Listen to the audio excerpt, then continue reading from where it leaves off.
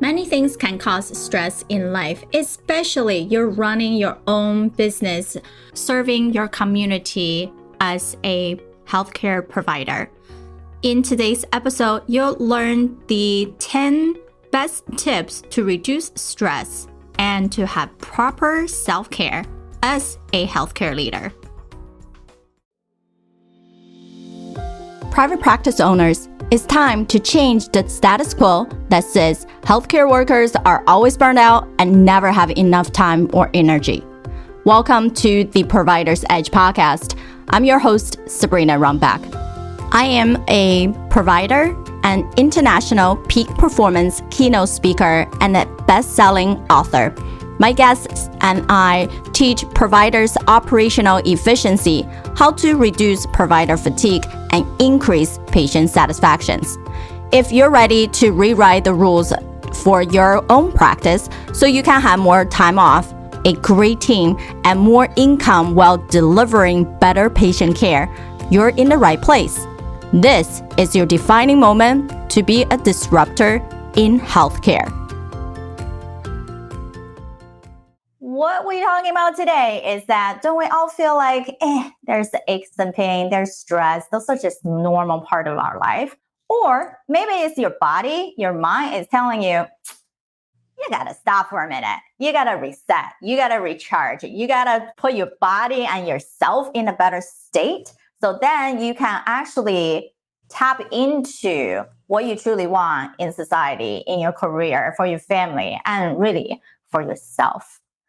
And so that's why I invited Michelle Johnson here today with us. And she is a certified PA in family medicine. And she is a certified professional life coach specialized in stress reduction from a healing perspective. And she is also a very engaging speaker, author of the international best-selling book, Seller Pain Free, How to Live a Full Life Despite Chronic Pain. And as a fibromyalgia and chronic pain warrior for nearly 2 decades, the self-help memoir focused on helping the wound's invisible illnesses through the holistic health perspective, techniques, learning from her Western medicine as she studied in China and the Cuban system. And as a pain-free PA, she empowers overworked professional women to release stress, repair the damages, and relaunch the new life as they deserve to create a true vision together. And me and Michelle met through a conference. Actually, we both were speaking at a panel for students, upcoming PA students. And we just clicked knowing there's many things that are similar in what we promote. As you guys know, I am someone who help you guys with your mental immunity so you can have a time makeover. As Michelle is coming from the healing side, what does stress mean to you? How do you empower yourself and not get into these pains or making the pain stopping you? So I'm so excited for you to be here. Thanks, Michelle.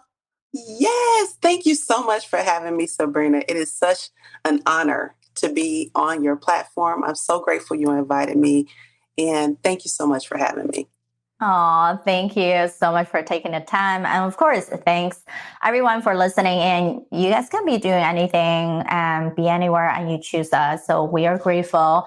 And this is why I have this show for you. Awesome. So Michelle, tell us a little bit more. How did you get into PA school and then realizing that one of your main focus and your passion is in overcoming your own pain and overcoming what it means to live a stress-free life? And then even that term, right? I feel like people like it's not almost impossible. And then if I don't have stress, then I can't push myself to go further. You know, I love that question. I know for me, stress had accumulated in my body. You know, just sort of like that trickle of water that became the Grand Canyon. so does stress do in our body? They say 77% of the reason why people come to the doctor's office is because of stress related illness. And I saw it over and over and over again in the exam room. So you know how it is. You get accepted to PA school. You think you're going to go change lives. You're going to get into medicine and help people heal. By that time, I had already been a fibromyalgia sufferer. I had already seen what the medical system had to offer, and I wanted to be part of the solution.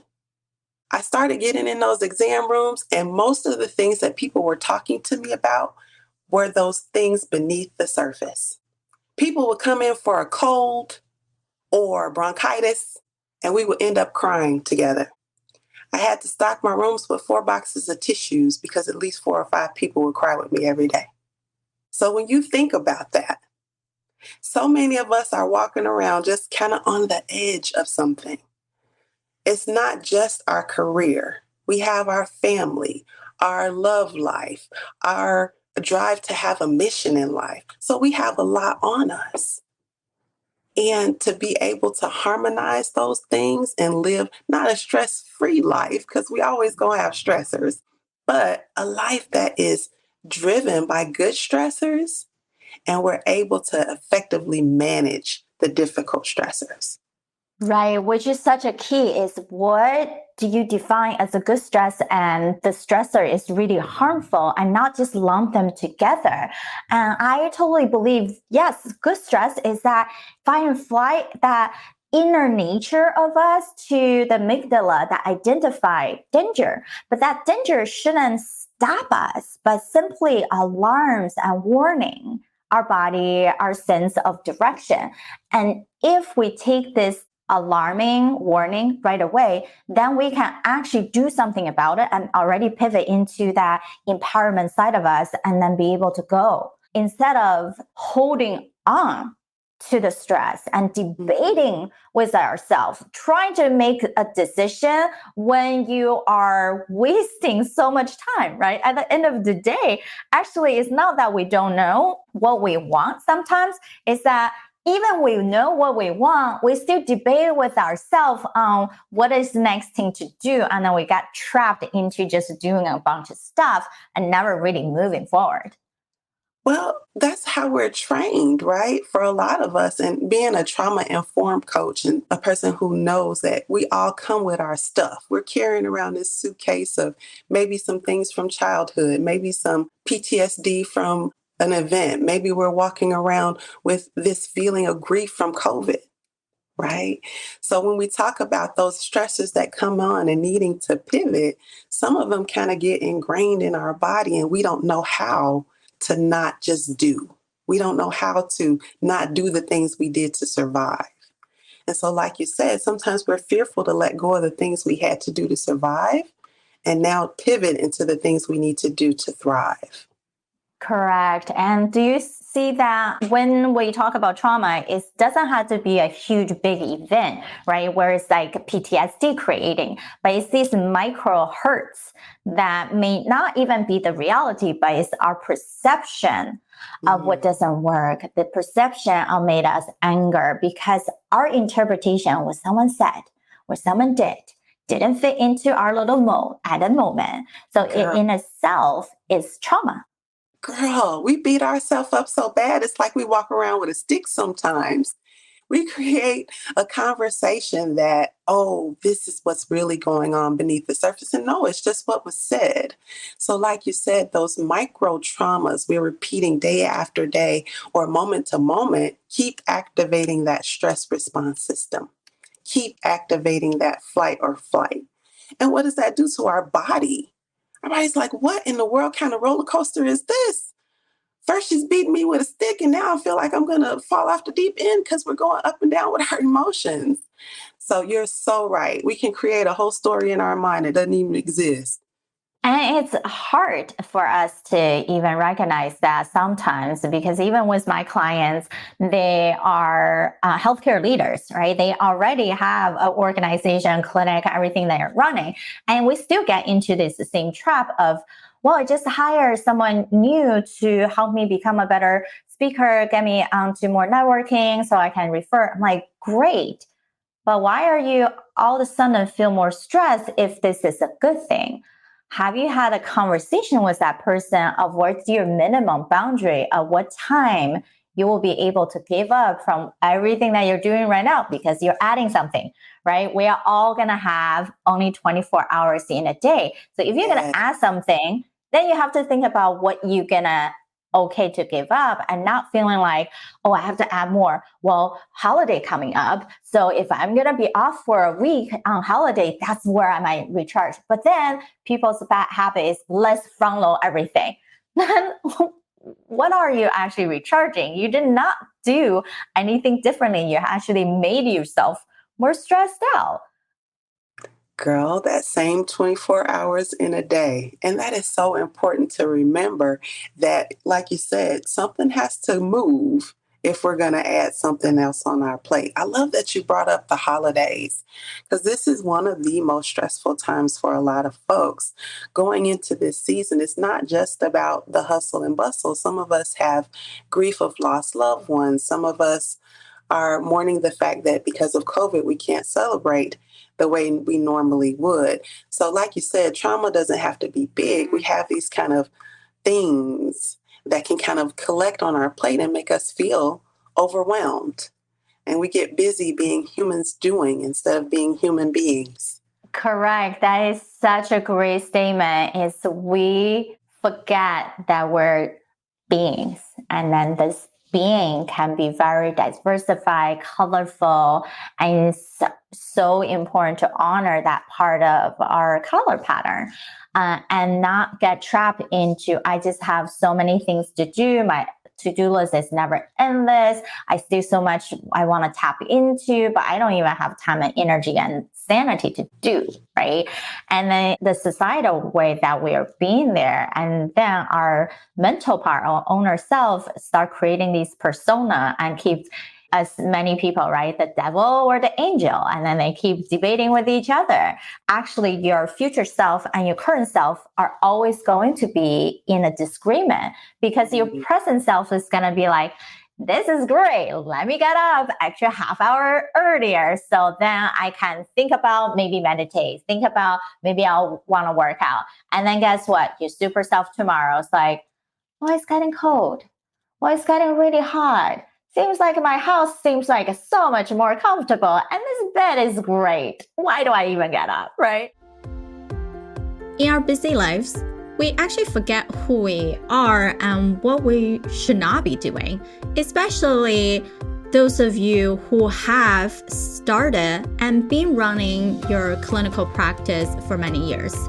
There are a lot more demands on who you are, what you need to be, how do you serve the community, and what you need to do for your own family. Many times, we see our life and business almost like picking a car. If someone else has a luxury car with a sunroof, with specialty rims, and we're starting to expect, should I be having that type of car? Should I be having a Porsche or Lamborghini, or really just a everyday safety Volvo? This is the reason why 77% of people come to physician offices to cure stress-related diseases. How can you really reduce your own stress? What changes do you need to make to overcome stress in a short time?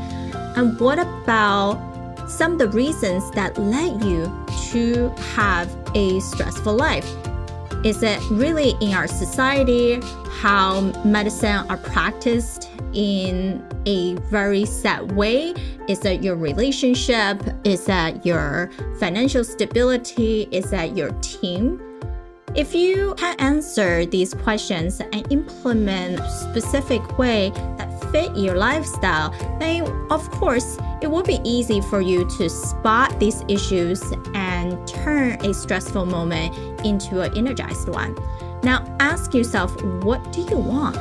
Find champion inside of you instead of seeking for others for validation or seeking for your competition to see how more well off you are as compared to them. Just extract novelties, ideas, and excitements from your head and transform those visions into a reality. And for those who have not been able to do these exercises, go find episode number 3 where we've gone in depth of how to get these ideas out of your head and make it into a reality. If you like today's episode and find them to be useful, please share with your friends and colleagues. We appreciate you for thinking of their wellness. And now let's get back to the rest of our show. So, Rochelle, what are some things that you've been working with people on reducing stress and pain? Or what are something people can really use? A lot of what I do with clients is revealing who we really are. And I say that because you mentioned society and the stressors that kind of are placed on us about what we think we should be doing. So many of us are walking around in this space of, I have to have this by age 40. I have to have this type of relationship. I have to have this much money and 2.5 kids and 1 dog. And we put so much pressure on ourselves that we forget, even like we said, who we are, that we're beings, we're not doings. So a lot of what I do first with people is get to the nitty gritty of what you really want.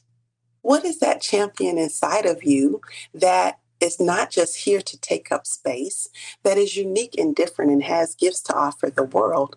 What does that part of you really want?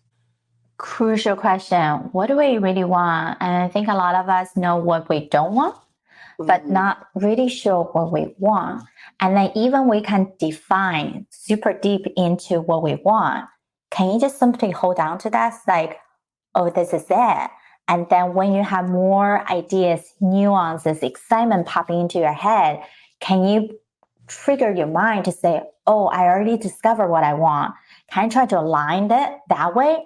Not start going off tangent. Well, that seems like eventually get what I want. And this is maybe an easier, better, and more fun path, but able to say no confidently to those things that will not truly get to what you want. All over the world, each and every single person wants to be their best. Our desires are moving targets. A millionaire wants to be a billionaire, and a billionaire wants to be a trillionaire. We're not to say when you run a healthcare practice, you couldn't reach those high-end profitability. The point to be noted here is that we are not satisfied with what we have. The reason is we are not giving ourselves permission to enjoy our wins. When was the last time you actually had a full-on excitement, joyful moment, whether you have bought a new car, a house, got married, had kids, or your business reached the next revenue goal for the month, or maybe you even doubled in size of your staff and you opened up a new clinic? How long did those joyful moments last? Now, on average, when I asked hundreds of different audiences in in-person events, conferences, on average, people's joy lasts only about days, best weeks, never much longer into months or years. We should value our own time, the experience that we have built for the win that we have created. And therefore, we have to align what could bring us short-time joy versus long-term satisfaction.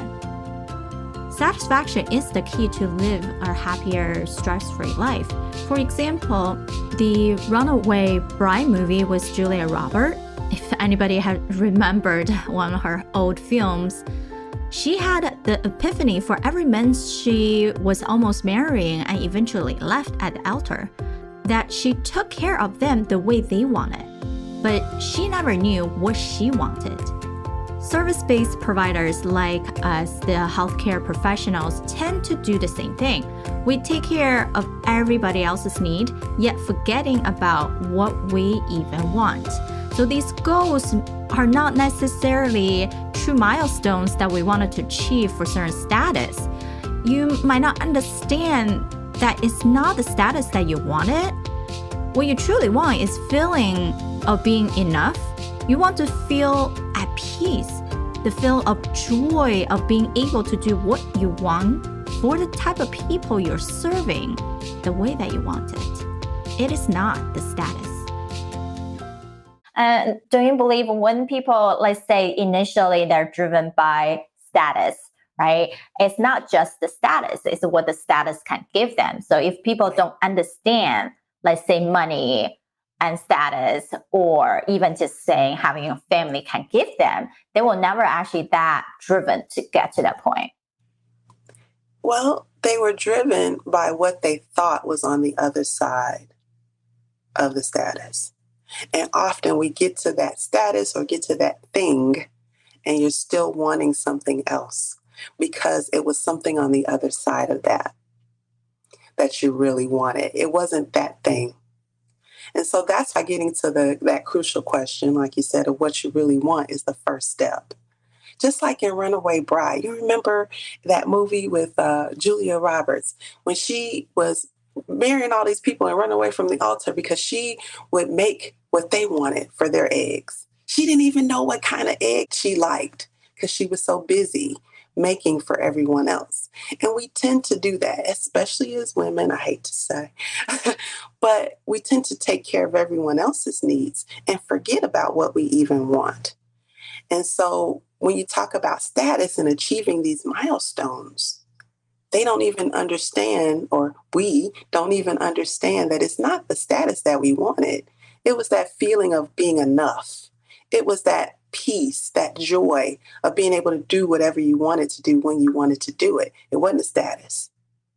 Right. It's always the debate on more or enough. And the lie I believe people give to themselves is, if I already celebrate everything I have achieved, even all this tiny milestone, does that mean I'm going to be complacent? Does that mean it's going to make me feel like I'm kind of stuck in where I am? I can't go further, right? I think that's what we talk about even from the beginning, is that these are just lies our brain created. Actually, the more we can celebrate ourselves, our wins, and everything we did, that gave us the momentum and energy. The true cycle is not I'm motivated, then I do, but it's that I did something for myself. I felt the win.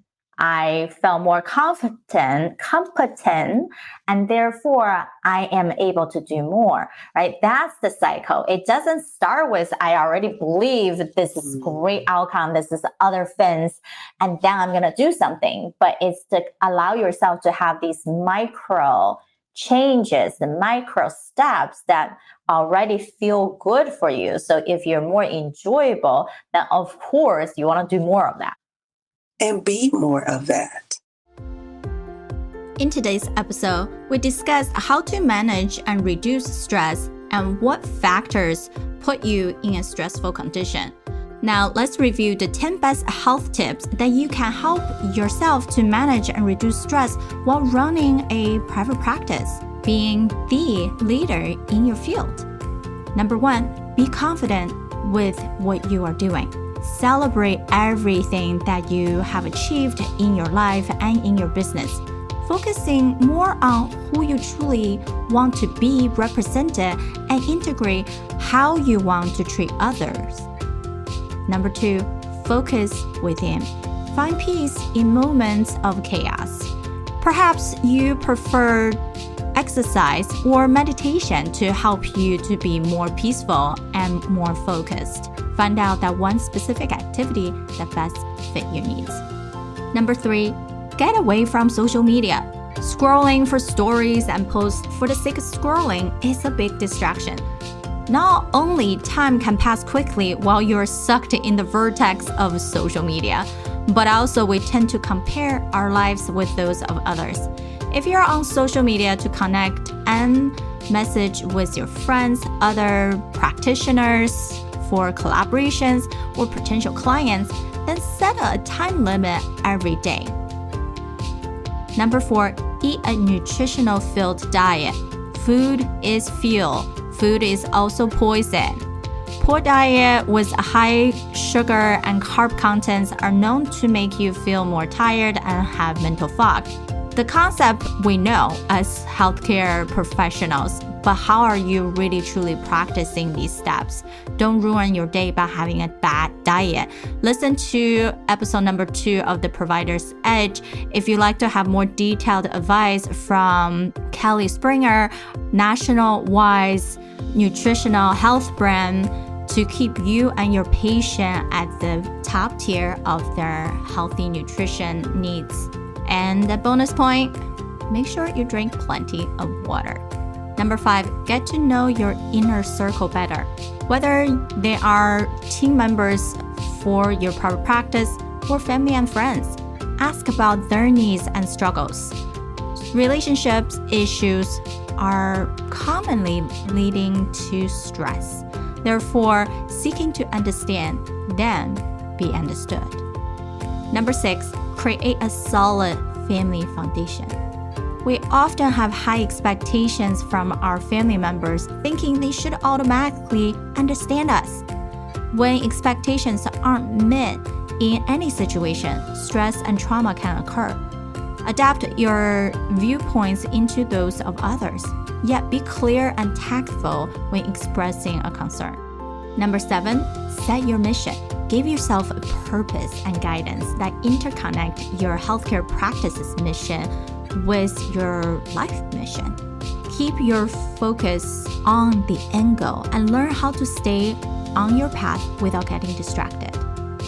Number 8, do self-discovery.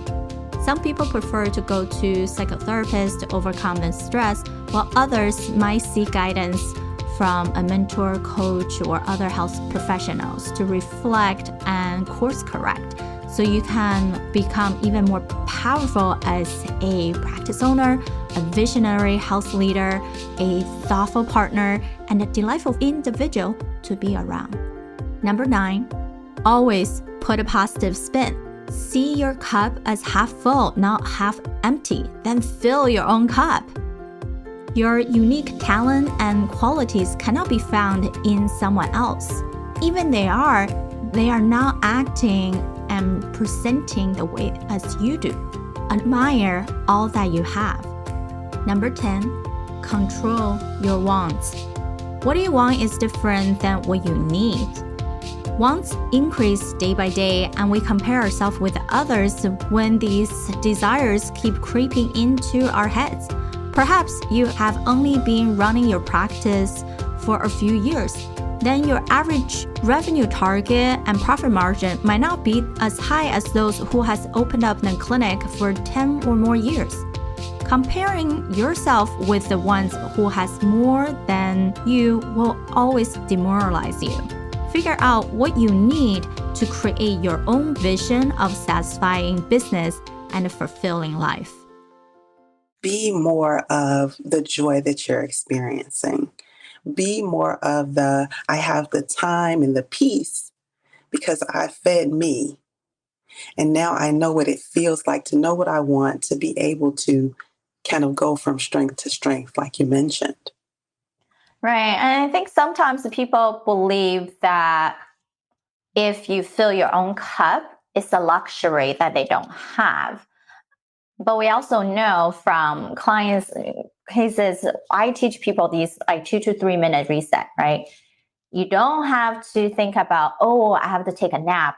I have to do a whole meditation. I need to go work out. No, even incorporating everything that I already know in your body, in your mind, you can reset in 2 minutes. And then if you tell yourself, I don't have 2 minutes, then why are you on your phone scrolling for nothing? Why are you text messaging and get stuck on another message? It seems like everyone else is in demand of your time instead of you're in control of your own time, right?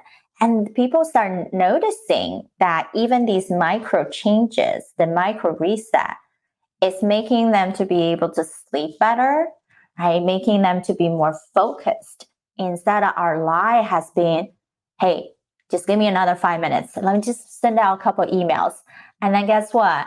Your one email, 10 to 10. Your 10 email make you feel frustrated. And you're like, oh my God, there's more coming? And not to mention, you're going to have typos on those emails.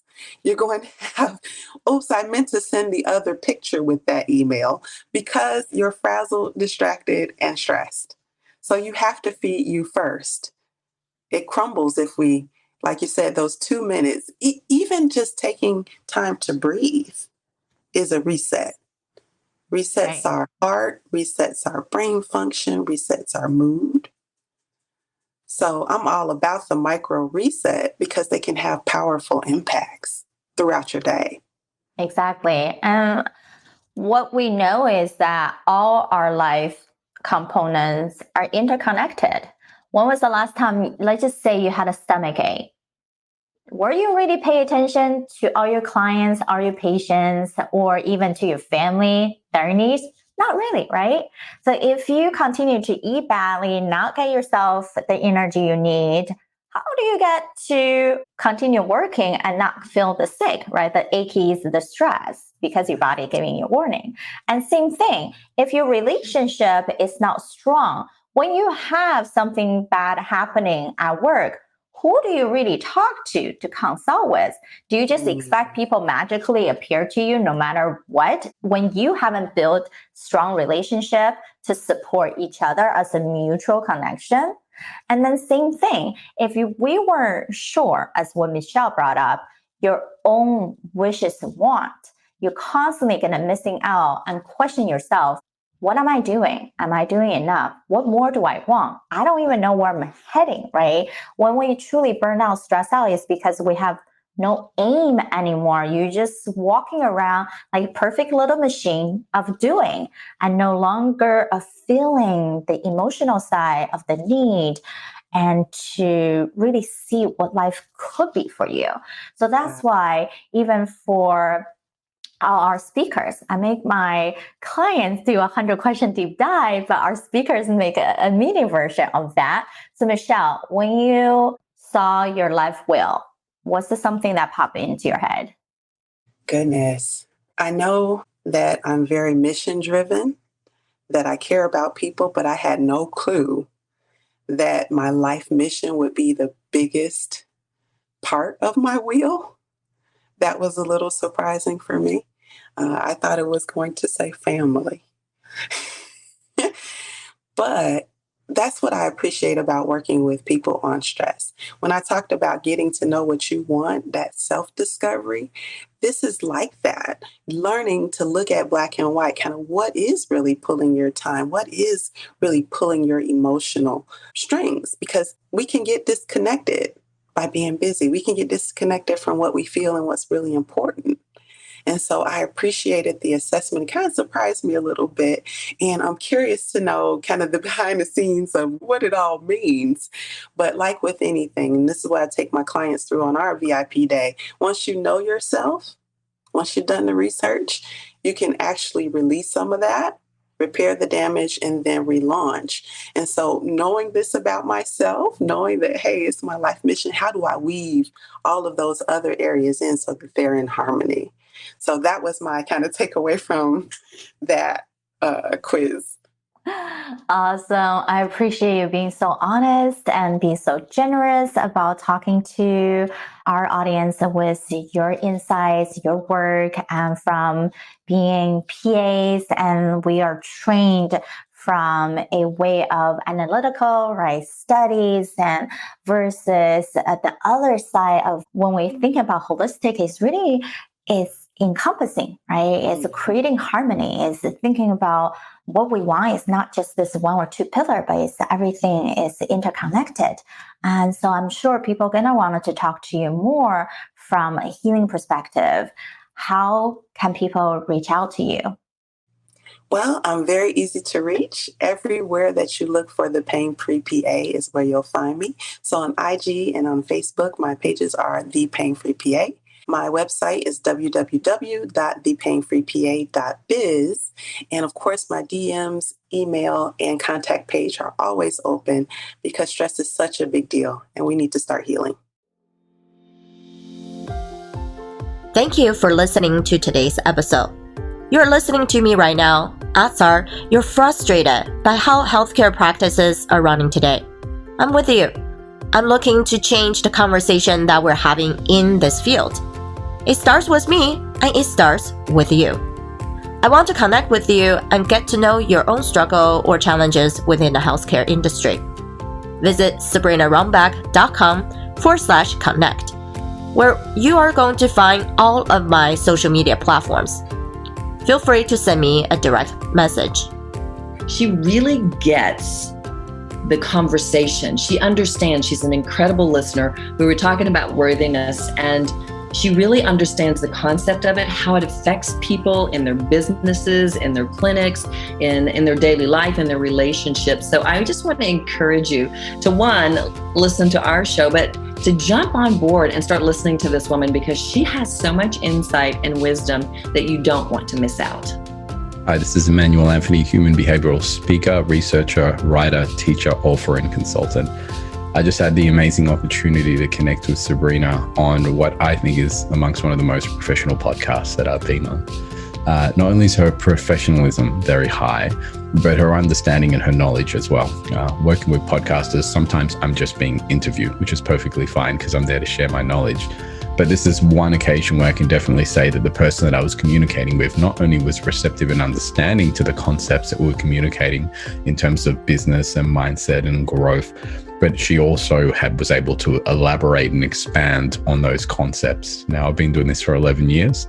I've been on a lot of podcasts. I've spoken to a lot of people with a wealth of knowledge. It was very, very fulfilling and very nice to be able to communicate with somebody that not only had a plethora of knowledge, but could share that in a bite-sized and very easily understandable kind of way. Because it doesn't matter what kind of knowledge a person has, if they can't communicate it to you.